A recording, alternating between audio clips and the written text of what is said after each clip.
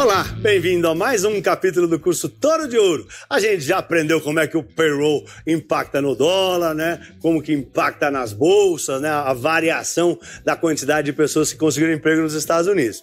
E a vasta maioria das pessoas, eles olham só para esse número mesmo, a variação, né, da quantidade de pessoas que conseguiram emprego. Mas não é tão simples assim. Como eu disse, o payroll é um relatório muito completo. E nesse capítulo aqui a gente vai se aprofundar um pouco mais no relatório do emprego, tá? Bom, esse relatório, como a gente falou, ele é divulgado pelo Departamento do Trabalho, né? Que além de dizer quantas pessoas conseguiram emprego, eles divulgam um monte de outras informações super importantes, né? O Banco Central deles analisa essas informações no detalhe. Eles soltam informações detalhadas do emprego, diversos dados do desemprego, e os investidores e os especuladores também todos se debruçam em cima desse relatório para estudar, né? Para entender o que está acontecendo. Eu destaquei nesse capítulo alguns pontos que me parecem muito importantes. Vamos lá. Por exemplo, média de ganho por hora. Isso é super importante. Esses números dão para nós a noção do crescimento da renda pessoal, né, naquele mês. Se a pessoa está ganhando mais por hora, aumenta a renda dela, concorda? Né? Se aumenta a renda, a pessoa consome mais. A gente já sabe que o consumo é a variável mais importante de uma economia, um motor que impulsiona a roda da economia. Se as pessoas vão consumir mais, vai aumentar a demanda por bens e serviços, claro, né? E por sua vez vai fazer com que as empresas produzam mais, vai aumentar a produção, vai aumentar a renda da economia no geral e logo, provavelmente, tende a aumentar o PIB. E isso é positivo para as bolsas. As empresas vão vender mais, vão lucrar mais e vão valer mais. Então, se a média de ganhos por hora sobe, é bom para a bolsa, mas pode acender uma luz amarela, né, que pode nos lembrar que o Federal Reserve, o Banco Central dos Estados Unidos, pode pensar em elevar os juros, levantar os juros para desaquecer um pouco a economia, caso a economia esteja muito aquecida e o Banco Central acredite que possa gerar inflação. Então, juros mais altos nos Estados Unidos, como a gente já falou, né, com o boné já agora do investidor a longo prazo, né, atrai dinheiro para os Estados Unidos. Isso pode fortificar o dólar, no caso é ruim para o real, né, mas isso pode fazer com que a bolsa americana e o dólar subam. Lembre-se, na cartilha do investidor de longo prazo, para investir nos títulos de renda fixa americana, é preciso comprar dólar. E para isso, ao comprar dólar, ele gera uma pressão compradora e ajuda o dólar a subir. Outro dado, segundo dado importante que eu acho que merece destaque aqui, é a média de horas trabalhadas por semana. É muito importante também, né? Quando essa média está caindo, as pessoas estão trabalhando menos horas por dia. Isso pode indicar que os empregadores estão cortando custo, por exemplo. Eles podem não estar vendendo tanto. É um indicador importante, ele pode nos mostrar que a economia está desaquecendo, pode indicar até uma recessão.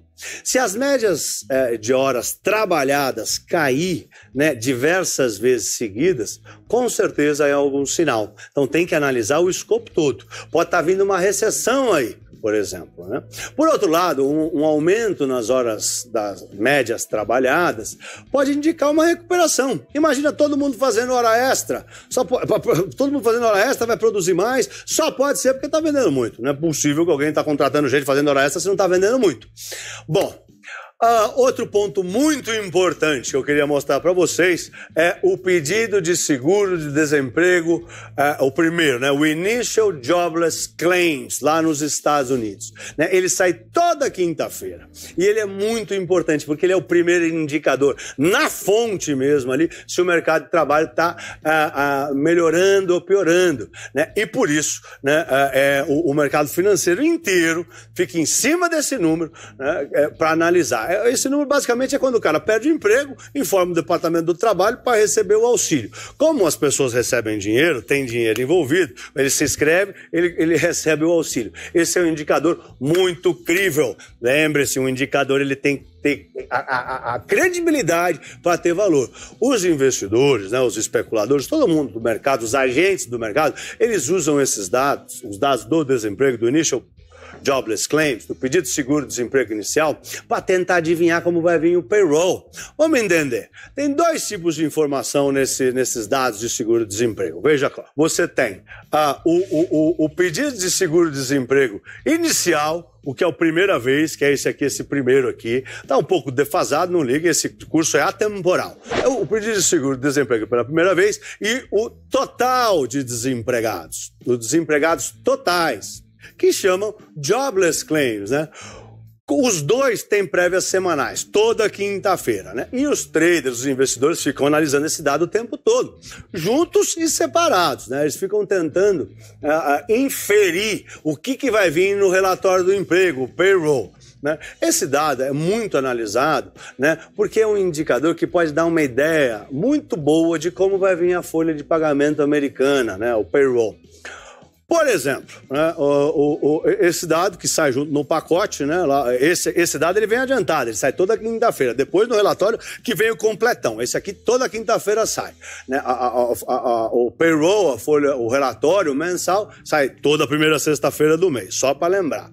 Se durante o mês, né, diminui bastante o número de total de desempregados, né, aqui, por exemplo, diminuiu bastante o número total de desempregados, provavelmente, eles estão sendo contratadas, essas pessoas. Né? Então, provavelmente, a folha de pagamento deve vir melhor. No mês que vem, o payroll vai vir alto. E é assim, né, olhando esses dados, que as pessoas vão calibrando, vão ajustando as suas expectativas para o payroll. Então, alguém pode, por exemplo, antecipar uma aposta de um payroll mais forte, né, se o total de desempregados cair. Né? Provavelmente mais gente contratada vai ser bom para a economia americana. Tá? Mas nunca se esqueça, uma aposta tem sempre dois lados. Quando você está apostando nisso aí, alguém está apostando numa outra coisa. Então nunca se esqueça, né? Às vezes você fica analisando os indicadores e fala, pô, não tenho certeza disso aqui. Se tem alguém apostando com você, não é certeza, tá? Isso tem que ficar bem claro. E na cartilha do trader, payroll mais alto, levanta a bolsa e derruba o dólar. Né? Na cartilha do trader, se é bom para a economia, vai ter mais gente consumindo, comprando bolsa, a bolsa sobe, o dólar cai, porque as pessoas saem do ativo seguro e entram no ativo de risco. Né? E para entrar na bolsa, eles vendem os dólares, tiram os dólares das contas e compram a bolsa. Mas na cartilha do investidor longo prazo, é diferente. O investidor de longo prazo, da mesma maneira como o payroll, né, pode ter pode se concretizar dois movimentos no dólar, dependendo da intensidade dos dados do desemprego. Tá? Se forem bem fortes, o investidor de longo prazo pode ter uma visão diferente da cartilha do trader. No caso desses dados semanais, né, eles têm que ser bem fortes para mexer com bastante, eles têm que ser bem fortes para mexer no payroll. Né? A intensidade tem que ser bem forte para o investidor de longo prazo mudar o seu pensamento. Lembre-se, o investidor de longo prazo, ele demora mais, né, para tomar a decisão. Mas se, por exemplo, vier 3 semanas seguidas de dados de surpresa positivo, por exemplo, eles podem causar essa impressão, sim, no investidor de longo prazo. Vamos analisar o racional. Se é bom para a economia americana, no médio prazo, tá? Os pedidos de seguro-desemprego estão vindo baixos, o total de desempregados está diminuindo, os Estados Unidos podem se fortificar. E isso é bom para o dólar. Então vamos comprar dólar e aí o dólar sobe. Então, macroeconomicamente falando, o dólar deveria subir quando o desemprego semanal diminui, porque é bom para a economia. Ao contrário da cartilha do trader, né, que o dólar deveria cair, porque o cara tira o dinheiro do dólar e compra risco, compra a bolsa. Vamos olhar agora uma situação, né, que a gente analisa os dois dados juntos. Suponha que acelerem, né, aumentem os números de pedidos iniciais de seguro-desemprego, né, mas o total de desempregados não sobe. Então pensa comigo. Está aumentando as pessoas que estão pedindo o seguro-desemprego, tem um monte de gente sendo mandada embora, mas o total de desempregados não aumenta. Provavelmente a economia está absorvendo parte dessa força de trabalho.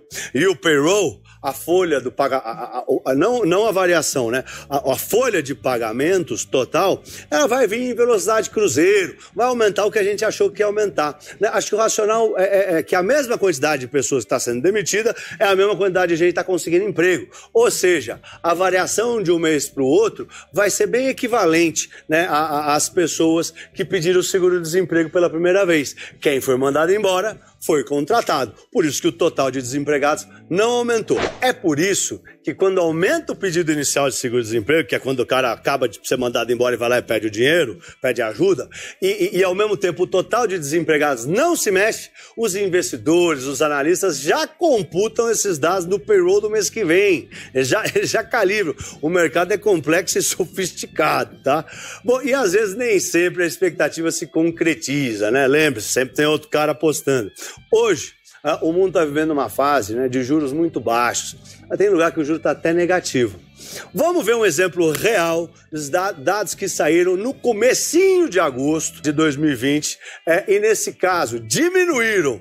Aqui você tem o total, pedidos iniciais de desemprego, no coronavírus dispara o pedido inicial de seguro-desemprego, né? E aqui embaixo você tem o total de desempregados, tá? Nesse caso aqui, o número total de pedidos de seguro-desemprego veio abaixo do esperado, tá? E o número total também veio abaixo. O pessoal achou que ia ficar com 15,8 milhões de desempregados, ficou 15,5. E dessa vez prevaleceu a cartilha do trader, tá? Vamos entender o que aconteceu. Nessa quinta-feira, dia 13 de agosto, foi um marco importante. O gráfico de cima são, como eu já falei, o auxílio de pedido de desemprego inicial, quando o cara perde o emprego. O de baixo é o total dos desempregados. Bom, pela primeira vez desde a chegada do coronavírus lá nos Estados Unidos, veio abaixo de 1 milhão, tá? Tava vendo isso tudo, os pedidos de seguro-desemprego vinha tudo acima de 1 milhão. E dessa vez veio abaixo de 1 milhão. Veio 963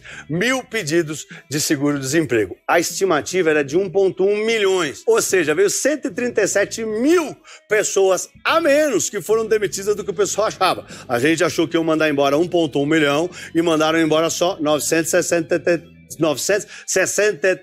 mil pessoas embora. As bolsas já largaram em alta. Esse aqui é o gráfico desse dia, tá? O pedido de seguro, esse gráfico ele não está completo até aqui. Nesse dia a bolsa já largou em alta, tá? Na abertura da bolsa, já abriu em clima de alegria. Mas vamos analisar o que isso nos sugere, né? A recuperação da economia, ela está ganhando tração. Além de menos gente ter sido mandada embora do que a gente achou, o total de desempregados também foi melhor, né, de um mês para o outro. Então vamos analisar o que isso nos sugere. A recuperação da economia estava ganhando tração. Além de menos gente que o esperado ter sido demitida, né, 1 milhão para 963 mil, melhorou de um mês para o outro. Já que no mês anterior veio 228 mil pessoas a menos, porque no mês anterior 1.191.000 pessoas tinham sido mandadas embora. E nesse mês, só 963 mil, que é o mês em questão. Note também que o total de desempregados, né, o total claims, também caiu. E também caiu mais do que a gente achava. A gente achou que ia ter 15,8 milhões de pessoas na massa de total de desempregados, mas ela foi para 15,5 só, que foi o menor nível desde abril aqui, né? A situação estava crítica lá nos Estados Unidos, estava o menor nível desde maio, digamos, tá? Não, abril também veio pior, desde abril, tá? Então, a bomba veio quando veio 7 milhões de pedidos de seguro-desemprego. Mas o total de desempregados caiu mais ou menos o dobro, né, do que o pedido de auxílio-desemprego. Ou seja, a massa total de desempregados diminuiu bem mais do que o pessoal pediu, do que a diferença que veio a menos do que pediu emprego. Não sei se estou sendo claro. Aqui veio mais ou menos 150 mil a menos, né, pedido de desemprego. Aqui melhorou 300 mil. Então melhorou muito mais o total do que diminuiu do que a gente achava de pedido de seguro-desemprego inicial. provavelmente a economia estava contratando um monte de gente, né? E foi isso que aconteceu, né? Ou seja, a economia estava numa velocidade mais rápida, né, do que o desemprego. Estava contratando mais gente do que pessoas eram mandadas embora, né? O dólar, que tinha subido, né, à espera desse número, caiu na hora, né? Mas aí o que aconteceu? Então prevaleceu a cartilha do trader nesse dia. Devido ao tamanho do estrago do coronavírus, né, lá nos Estados Unidos, muito provavelmente os investidores de longo prazo não acharam que essa melhora no desemprego seria suficiente para fortificar o dólar, né? Seria ser suficiente para fazer a economia ficar pujante. Afinal de contas, 963 mil pessoas perderam o emprego. Mesmo que seja melhor do que 1,1 milhão, né? Mesmo que mais de 300 mil a mais tenham conseguido emprego, estava muito difícil a situação. Isso não pareceu, pelo menos para os investidores de longo prazo naquele dia, não foi o suficiente para convencer um grande investidor que a economia estava se fortificando a ponto do dólar ficar mais forte no médio prazo. Nesse dia, prevaleceu a cartilha do trader, né? Provavelmente porque estava tendo tanta confusão que naquele momento nenhum investidor entendeu que esse desemprego aí valia apostar no dólar, tá? Porque não se esqueça, tudo isso é aposta de dinheiro e de muito dinheiro. Diferente dos investidores de especuladores, o investidor de longo prazo, os grandes gestores, eles estão lidando com uma quantidade de dinheiro, quase infinita para a nossa realidade. Então eles têm que tomar muito cuidado. Então nesse momento, prevaleceu nesse dia a cartilha do trader. Recapitulando, esse é um pensamento que eu quero martelar mesmo, tá? Investidor de longo prazo. Um auxílio de desemprego melhor, ou seja, menos gente desempregada, menos pior, mostra, né, que o desemprego está melhorando, mais gente com dinheiro no bolso, bom para a economia americana, bom para o dólar sobe. Na cabeça do investidor de longo prazo, eles imaginam que a economia pode estar mais robusta e que pode haver uma alta nos juros que vai fortalecer o dólar, né? Mas vale lembrar que o Federal Reserve, o Banco Central Americano, tem dito abertamente que não vai subir os juros até o final de 2023. É o tal do Forward Guidance, quando ele diz o que vai fazer. Então, nesse momento, os investidores não estavam preocupados com a alta de juros, então é claro que não ia fortificar o dólar. O Banco Central está falando que não vai subir os juros. Então, nesse caso aqui, prevaleceu a cartilha do trader, porque nesse momento estava todo mundo convicto que o Banco Central não ia subir os juros para conter o desemprego ou a fortificação do dólar, nada. Eu acho que nesse momento os investidores de longo prazo estavam mais, vamos ver o tamanho do estrago, estavam igual o Banco Central Americano, vamos ver, né? Não queremos fazer nenhum grande movimento, vamos olhar o que está acontecendo para ver o tamanho do estrago. Bom, mas teve gente, grandes investidores, sim, que fizeram grandes movimentos, como foi o caso do Warren Buffett, que vendeu todas as suas companhias aéreas que ele tinha na carteira dele e comprou até uma mina de ouro no Canadá. Mas depois a gente vê isso aí. O que eu quero mostrar para vocês agora, tá, é a reação na bolsa também do pedido de seguro-desemprego. Aqui, né, a gente vê, né, a planilha de toda quinta-feira, várias quinta-feiras. Vamos usar um exemplo que eu usei ali, que eu vou mostrar para vocês. Aqui no dia 28 de agosto, a expectativa era que viessem 950 mil pedidos de seguro-desemprego, mas veio surpresa positiva, só 881 mil pessoas pediram o auxílio-desemprego, foram mandadas embora. É esse dia aqui, imediatamente a Bolsa Americana, o S&P subiu, tá na hora, e a Bolsa Brasileira também subiu, né, numa reação positiva ao dado de seguro-desemprego melhor, porque trouxe uma surpresa positiva. Agora, o que eu quero ver com vocês são outros indicadores levemente menos importantes do que o emprego, mas que também são muito necessários analisar de perto, né? Os especialistas todos se debruçam em cima desses números. Eu listei alguns aqui para você, alguns que saem trimestralmente lá nos Estados Unidos, alguns que eu achei que valia a pena comentar para você entender o quão sofisticada é a análise dos bancos centrais, dos grandes especialistas de investimentos que a gente sempre fala. Bom, de qualquer maneira, se esses dados se distorcerem muito da expectativa dos economistas, de novo, eles podem interferir no mercado e às vezes interferem com força. Vamos lá. Primeiro, a produtividade. Ele não é tão importante quanto o payroll, não é tão importante quanto os dados do varejo ou quanto o pedido de seguro-desemprego, mas a produtividade é muito importante e ela é bastante olhada pelos banqueiros centrais. Ela é calculada com base no volume de produção por hora de trabalho, né? A produtividade é um dos principais indicadores da economia americana, tá? Quando sai uma produtividade do trabalho maior, ela pode ser interpretada como um sinal de que a economia está forte, né? Está todo mundo produzindo mais, está saindo negócio, as pessoas estão acelerando no trabalho, né? Então é um dado bem analisado.